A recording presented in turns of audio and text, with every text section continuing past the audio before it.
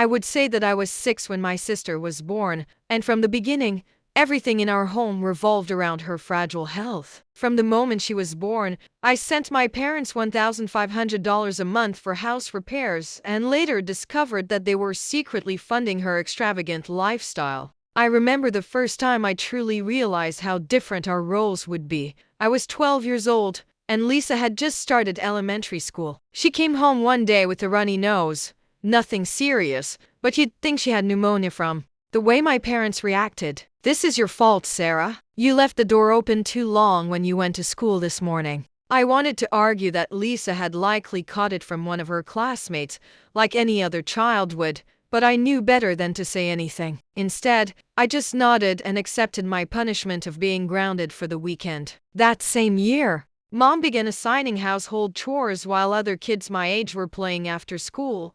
I was learning how to properly dust furniture, vacuum carpets, and even do laundry. "But Mom, why doesn't Lisa have to help?" I asked one day with my sister sprawled on the couch watching TV while I folded what felt like mountains of clothes. "Your sister has a weak immune system, Sarah." I remember one particularly frustrating incident when Lisa was 10 and I was 16 years old. She took my favorite sweater without asking and spilled juice all over it. When I complained to Mom, she simply sighed and said, "Sarah, you should have put it somewhere she couldn't reach it. You know how careless she can be. According to the doctors, she shouldn't overexert herself because you're already so good at these things." If something went wrong, I did it. If Lisa got an A in math in 4th grade, Dad grounded me for a week because I should have helped her study more. Every time I felt overwhelmed by the injustice at home, I threw myself into my studies, knowing that education was my ticket to freedom.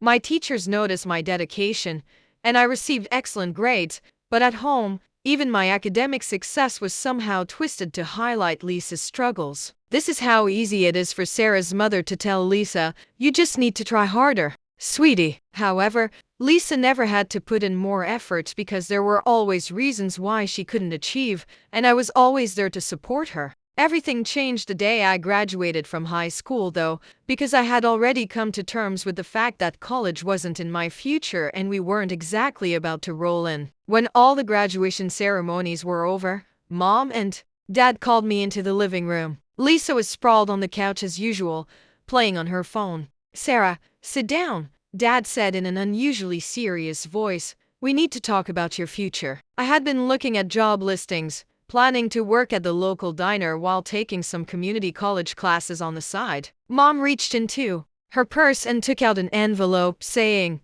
"We've been saving," as she slid it across the coffee table. "Ever since you were little," she said, causing my hands to shake as I opened it, and I realized that it contained a bank account. This made my stomach knot. Statement that shows a 4-year state college account in my name with sufficient funds. But I thought, I stammered, looking between them and the paper in my hands. "And Lisa, well, college might not be in her future. We thought this money would be better spent on you." For the first time in my life, I was speechless because I was receiving something that Lisa wasn't. It felt almost wrong after all these years, but Dad added in a stern tone, "We need you to promise us something." He leaned forward, his elbows on his knees, and said, "When you finish college and get a good job, you'll help the family. Don't forget about your sister." I said quickly, still in shock. "Turn of events, I promise." Lisa got up and stormed out of the room, slamming her door upstairs. Her mom sighed, but they didn't follow her. That fall, I packed my bags and left for state college, 3 states away. It felt like freedom for the first time in my life. I could open windows without worrying about anyone getting sick. I could study without interruptions to help with chores, or I could watch Lisa. 2 months before graduation, I received an offer I couldn't turn down, a job at Anderson & Global, one of the most prestigious firms in the city. The opportunity was too good to pass up, and when I told my parents, they were surprisingly understanding about me not returning home. I found a decent apartment nearby. From the office and adapted to my new life, I called my family every weekend and spoke with them about how Lisa was still struggling to find a job after high school, not working, not attending college, just existing. However, for the first time in my life, I wasn't in charge of making things better. 3 years into my job at Anderson and Global, Mom called with the tone she always used when she wanted something, and I was looking over quarterly reports when her name appeared on my phone. "Sarah, honey," she said, "sweetheart, you know Lisa's been having so much trouble finding work." I closed my eyes, already knowing where this was going, knowing that your company was so successful. So she went on. "You know that my stomach turned to knots when I explained that Lisa, who had never worked and had never attended college, wouldn't be able to pass the first round of applications at a company like Anderson and Global. I said carefully, we do have some openings." And that evening, I sent Lisa the standard application form to her email. The requirements were very clear: a bachelor's degree, fluency in SAP and Oracle systems, and at least 5 years of relevant experience. After that, my mother stopped asking about getting Lisa a job at my company, so I worked hard, got promoted twice, and began building. 2 years later, I decided to visit home for the first time in months. The house looked smaller than I remembered, with paint peeling in some places. Lisa was still living there, sprawled on the same couch, scrolling through her phone, just like when we were teenagers. Over dinner, I shared my plans, saying, "I've been saving up, pushing my peas around the plate. I'm thinking about buying an apartment. The market's good right now, and with my credit score I could get a decent mortgage rate." The table went quiet, and a week later, Mom called, her voice a little different this time worried, almost desperate. "Sarah, honey, we need to talk," she started. "Your father's not doing well. His back is acting up again, and he can't take those extra shifts at work anymore." I listened as she listed their problems, including a leaking roof, outdated plumbing, walls that needed painting, and the fact that we're barely making ends meet. Her voice cracked as she said, "After all we did for you, honey, the college money giving you a chance at a good life, now it's time for you to help your family. Sarah, we need you there." It served as a reminder of my debt to them, an obligation I had promised to fulfill all those years ago, and the dream of my own apartment seemed to fade with each word my mother said. After that phone call, I spent several restless nights contemplating my parents' predicament and the guilt they were feeling at me here. I was planning to buy an apartment while they couldn't even fix their leaking roof, so I finally made a decision that would change everything. I called Mom back on a Sunday morning, and after trying to keep my voice steady, I said, "I want to help. I'm going to give you access to my account. You can spend up to $1,500 per month. That should cover the repairs and help with the bills." The silence on the other end lasted so long that I thought we had lost contact, but then Mom's voice returned, brimming with emotion. "Sarah, that's so generous. Just enough for the basic repairs and some groceries." I walked her through setting up the access on her phone, reminding her of the limit. $1,500 a month, of course. Of course, she assured me that we'll be very careful with it. The first few months went well, and when I looked at the account activity, I noticed small withdrawals of $700 here and $800 there, mostly from hardware stores, grocery stores, and utility payments. It appeared that they were handling the money responsibly, just as Mom had promised. But then things started to change, and the amounts started to creep up gradually, reaching $900 one month and $1,100 the next, and I tried not to worry about it because they were still under the limit, and home repairs could be costly. Then came the notification that changed everything. I was in a meeting when my phone buzzed with an alert I'd set up for large purchases, a charge at Luxe Boutique, and I almost dropped my phone. As the meeting came to an end, I looked at my account details and saw that I had made a $2,000 purchase at one of the most expensive clothing stores in their area. I was shocked to see that I had never even gone there myself with my apartment savings goal, and I couldn't justify spending that much on clothes. My hands were shaking as I dialed Mom's number. "Mom, I just got a notification about a $2,000 purchase at Luxe Boutique," I said, trying to keep my voice level. "Oh, that's swell. You know my birthday is coming up next month. I've been feeling so down lately with all our troubles, so I just wanted to treat myself a little," she said, her voice unbelievably bright. "Argument, please stick to the limit we agreed upon." "Of course, honey," she said quickly. "I'm still looking forward to my birthday present from you. Have you forgotten?" I sat there after hanging up, staring at the account activity on my phone, wondering why something didn't feel right, but I couldn't pinpoint it. From that point on, I started checking my account more frequently and setting up detailed transaction alerts on my phone, and what I saw made my stomach turn. Mom had blown past the $1,500 limit like it didn't exist. 1 month it was $2,000, then $2,500, and before I knew it, some months were hitting $4,000 in my savings account, which I had been cultivating for years with hopes of owning a home, was dwindling rather than expanding. One evening, after witnessing yet another significant transaction, I opened my laptop and made a spreadsheet. The figures were clear. In just a few months, they had spent more than I had in a whole year. My own monthly expenses were limited to modest rent, utilities, groceries, and the occasional dinner out with coworkers. I drove a used car, bought my clothes on sale, and packed my lunch most days. In the meantime, my parents were allegedly spending thousands on what exactly? So I decided it was time for a visit. I needed to see these home improvements for myself, Mom. So I called her and said, "I'm thinking of coming home next weekend. It'll be nice to celebrate your birthday in person." There was a long silence on the other end of the line before Mom finally spoke. Her voice had a sharp edge that I had never heard before. "Oh no, honey, don't come," she said quickly. "I'm not really celebrating my birthday this year because I'm not feeling up to it, but Mom, I haven't been home in months, and I'd really like to see you." She abruptly interrupted me, then softened her tone, saying, "It's just not a good time, Sarah,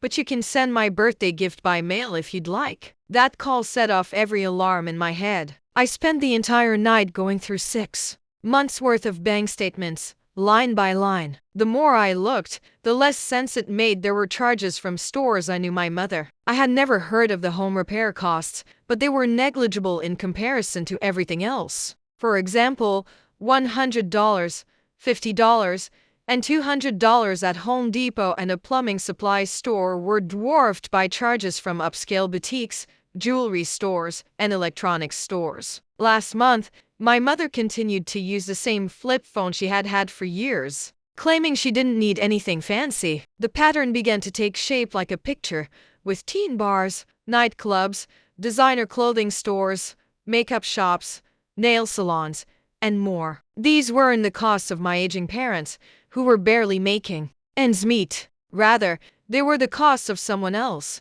someone young, and like I felt sick to my stomach as I scrolled through transaction after transaction: a $300 spa day, a $500 shopping spree at a designer outlet, $200 bar tabs multiple times a week, realizing that Mom didn't want me to visit because there were no significant repairs to see, no improvements to show off, just Lisa living it up on my dime while I pinched pennies and put off my own dreams. Lisa was partying with someone who had expensive taste and no job of their own. The realization hit me like a physical blow.